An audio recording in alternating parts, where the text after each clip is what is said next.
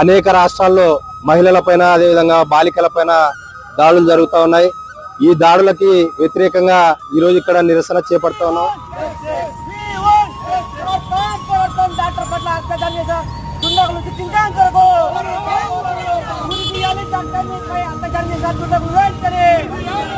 Doctor PG course అవుతున్నటువంటి మోమిత పైన మరి అత్యాచారానికి పాల్పడడం జరిగింది. మరి ఈ సంఘటన పైన స్వయాన దేశ అత్యున్నత న్యాయస్థానం సుప్రీంకోర్టు జోక్యం చేసుకుని సిబిఐ విచారణ జరపాలా, అక్కడ ఉన్నటువంటి దుండగులను శిక్షించాలని చెప్పేసి తీవ్రమైనటువంటి ఘటనగా పేర్కొన్నటువంటి చరిత్ర ఈ దేశంలో ఉంది. మహిళలపై దాడులు గాని బాలికలపైన దాడులు గాని తీవ్రంగా పరిగణించాల్సినటువంటి అవసరం ఉంది.